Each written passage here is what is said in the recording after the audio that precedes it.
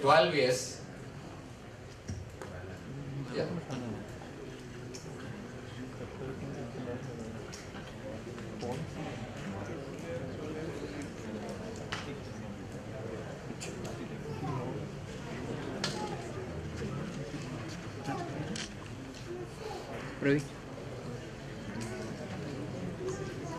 To tell some differential diagnosis without examining.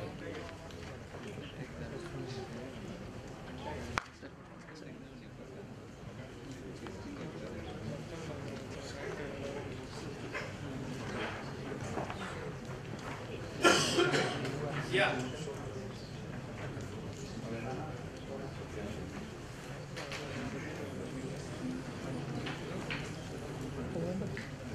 Bilateral swelling.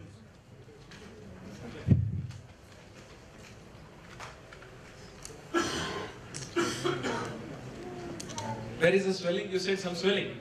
Swelling bilaterally over the proximal forearms, both sides. Swelling. Okay. Radial head mostly Dislocated. You want to say that radial head is dislocated. Okay. Yes?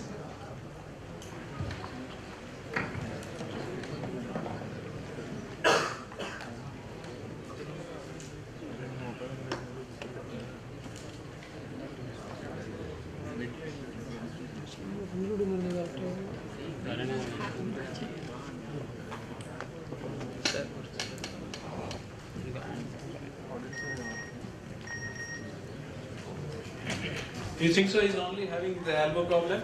If you see from gross structure from the 14-year-old boy, developmental, how can you say it's developmental? So how does he walk?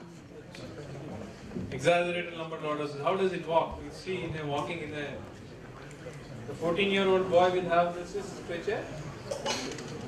Stature is short stature. If you see about the hand and say when the 14-year-old boy will have the elbow swelling is okay, you can have see what you can see in hand.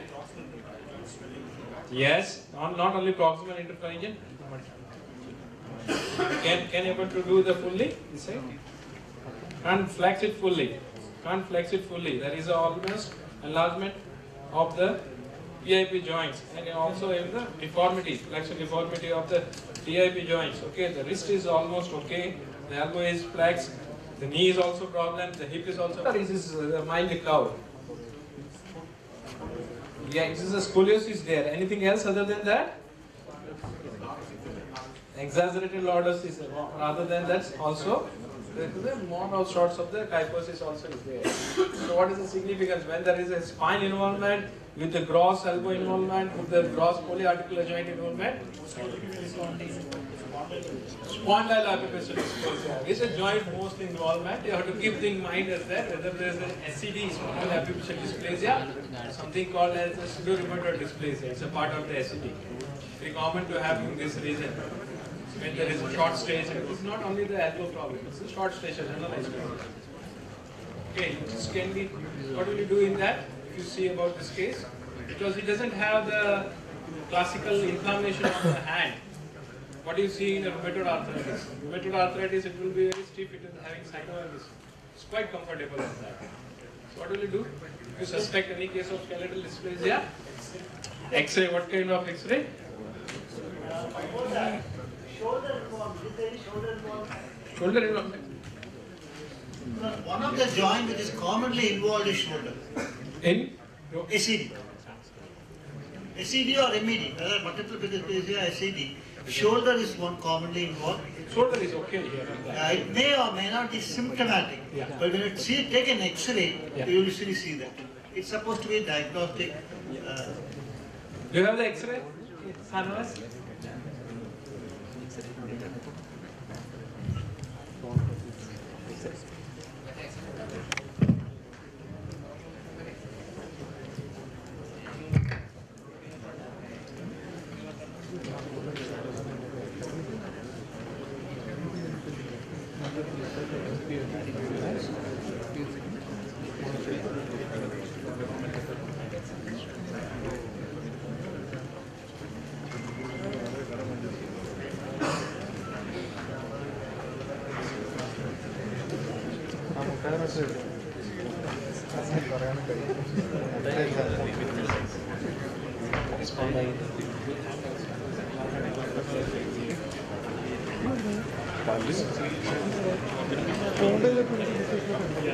This is the case.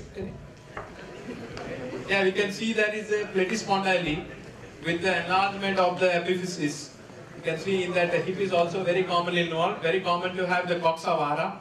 The trochanter is gone up, almost it's impinging with a narrow sacrocytic notch, and with this classical case of the spondyloepiphyseal dysplasia, possibility of the pseudorheumatoid can be confirmed with the gene diagnosis. Can be done.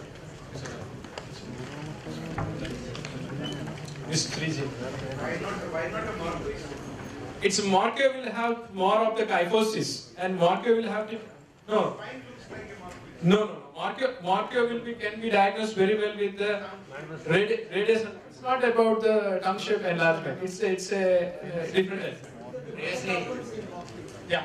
So what are the X-rays which they should take when you suspect a dysplastic condition? What are the X-rays which you would normally advise? It's to be taken with the entire spine, hip and lateral, including cervical spine. Very common to screen about cervical spine in flexion extension once it has been done. They get the pelvis with both hip X-ray, wrist with hand, and the both knee. These are the X-rays is very important with one side elbow joint. Morquio is there.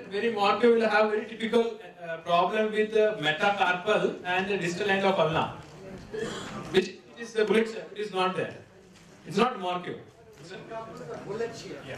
It's just having in the MPS, but it's not MPS. It's a pseudorheumatoid. they used to tell that in books that weakening of the spine, central, if it is spondyloepiphyseal dysplasia, it is lower. If it is in Morquio, it is lower. Yeah. But so Morquio also can present with very mild involvement. We have seen there's a very mild involvement also in a Morquio, but Morquio will present with more of the kyphosis and having deformity of that rather than enlargement of joint. Morquio will not present. This is very classical enlargement of the elbow joint, knee joint, and the wrist and the finger. With the hunch like Yeah.